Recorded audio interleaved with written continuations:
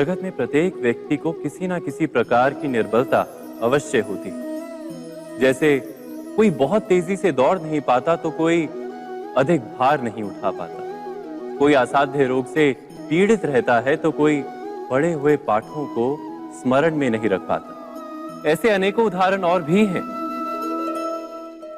क्या आप किसी ऐसे व्यक्ति को जानते हैं जिसे सब कुछ प्राप्त हो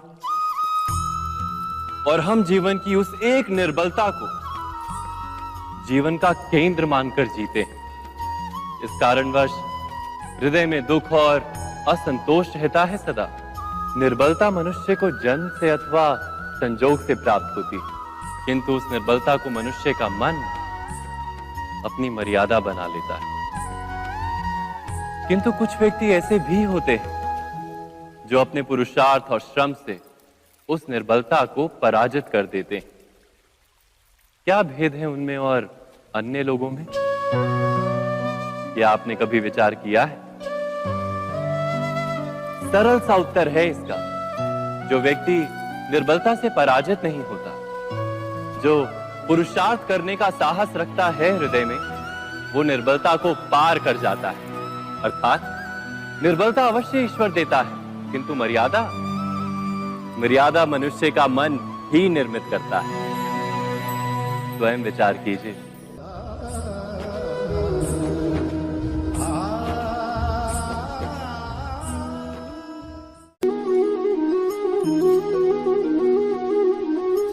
भविष्य का दूसरा नाम है संघर्ष। हृदय में आज इच्छा होती है और यदि पूर्ण नहीं हो पाती तो हृदय भविष्य की योजना बनाता है। भविष्य में इच्छा पूर्ण होगी ऐसी कल्पना करता रहता है, किंतु जीवन ना तो भविष्य में है ना अतीत में। जीवन तो इस क्षण का नाम है, अर्थात इस क्षण का अनुभव ही जीवन का अनुभव। पर हम ये जानते हुए भी इतना सा सत्य समझ नहीं पाते। या तो हम बीते हुए समय के स्मरणों को घेर कर बैठे रहते हैं, या फिर आने वाले समय के लिए हम योजनाएं बनाते रहते हैं और जीवन जीवन बीत जाता है। एक सत्य यदि हम हृदय में उतार लें कि ना हम भविष्य देख सकते हैं, ना ही भविष्य निर्मित कर सकते हैं, हम तो केवल धैर्य और साहस के साथ भविष्य को आलिंगन दे सकते हैं, स्वागत कर सकते हैं भविष्य का। तो क्या जीवन का हर पल जीवन से नहीं भर जाएगा? स्वयं विचार कीजिए।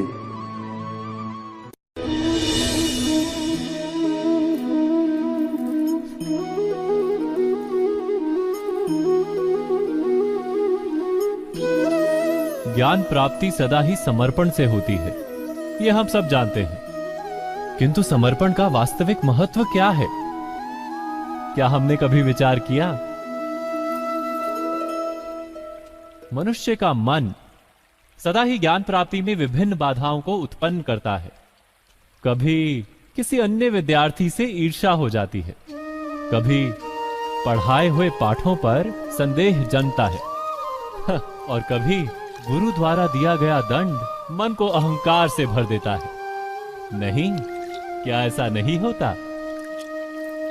न जाने कैसे कैसे विचार मन को भटकाते हैं और मन की इसी अयोग्य स्थिति के कारण हम ज्ञान प्राप्त नहीं कर पाते। मन की योग्य स्थिति केवल समर्पण से निर्मित होती है। समर्पण मनुष्य के अहंकार का नाश करता है। ईर्ष्या, महत्वाकांक्षा आदि भावनाओं को दूर कर हृदय को शांत करता है और मन को एकाग्र करता है। वास्तव में ईश्वर की सृष्टि में ना ज्ञान की मर्यादा है ना ज्ञानियों की।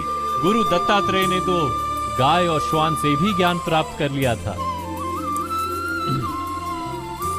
अर्थात विषय ब्रह्म ज्ञान का हो या जीवन के ज्ञान का या गुरुकुल में प्राप्त होने वाले ज्ञान का, उसकी प्राप्ति के लिए गुरु से अधिक महत्व है उस गुरु के प्रति हमारा समर्पण। क्या यह सत्य नहीं?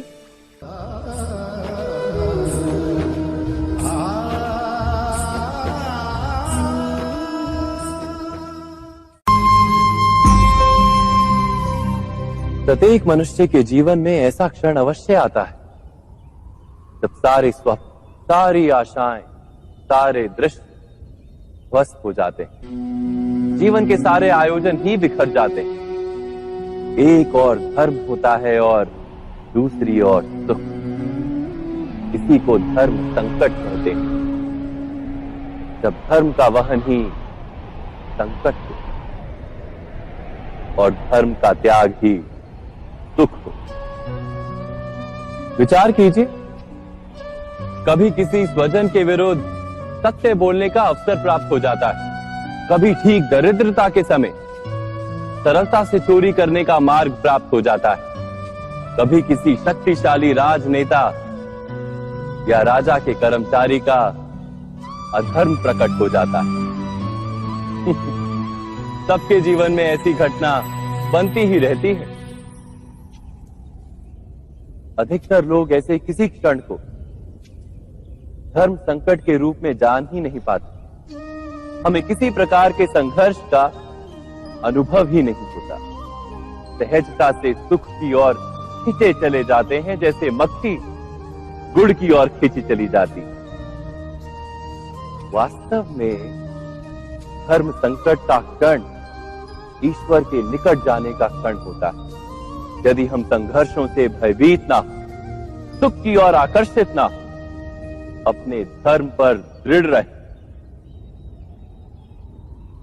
तो ईश्वर का साक्षात्कार दूर नहीं।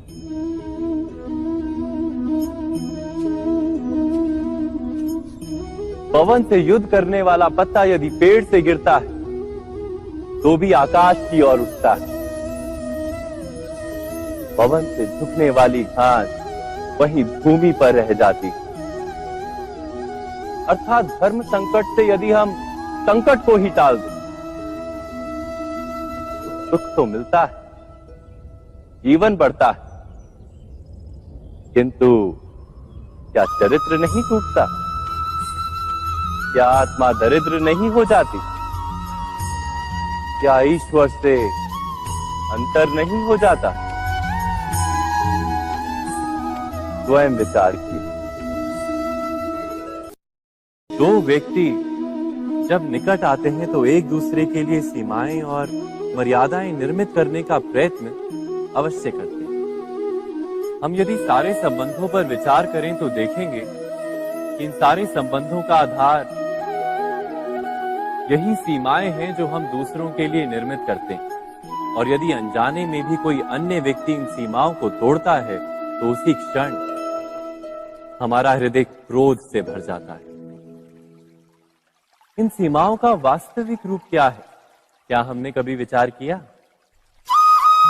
सीमाओं के द्वारा हम दूसरे व्यक्ति को निर्णय करने की अनुमति नहीं देते, अपना निर्णय उस व्यक्ति पर थोपते, अर्थात किसी की स्वतंत्रता का अस्वीकार करते हैं। और जब स्वतंत्रता का अस्वीकार किया जाता है तो उसका हृदय दुख से भर जाता है। और जब वो सीमाओं को तोड़ता है तो हमारा हृदय क्रोध से भर जाता है। क्या ऐसा नहीं होता?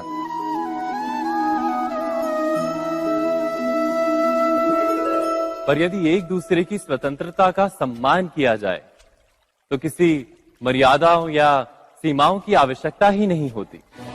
अर्थात जिस प्रकार स्वीकार किसी संबंध का देह है, क्या वैसे ही स्वतंत्रता किसी संबंध की आत्मा नहीं?